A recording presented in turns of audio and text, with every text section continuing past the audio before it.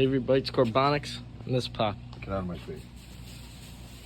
So, with where we're at on Stinky Lincoln, front brakes are complete, both sides. Front rotors are from a new Edge Mustang, 99 to 04. I got a hub for that side from an 02 Ford Mustang GT. This side is from a 99 to 04 because I had to get a new one for this side. Repainted junkyard parts. But yes, repainted parts that were free and junk. Caliper from a 02 Mustang in a junkyard. Same thing with caliper brackets. Brand new Duralast Gold brake pads. Brand new brake line from a 99 to 04 Mustang. Now this side, on the driver's side, was different in the fitting end. It was a bigger thread size, so we had to make a new piece of line because the other line split a little bit, but we compression fittinged it, made it work. Other side was for a regular Mustang and stuff. Rear hubs, got those out.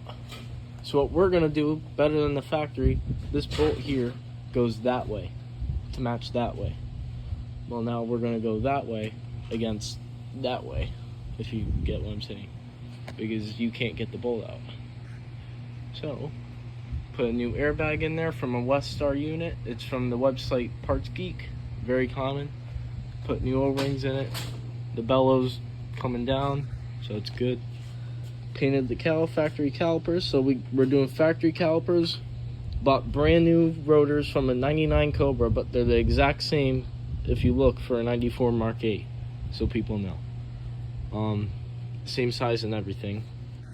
The hubs are full tilt buggy from Lethal Performance. They're finally in there with new bearings on the back side of it.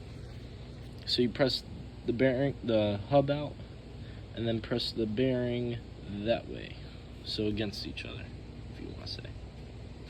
But yeah, they look good. Both sides are done.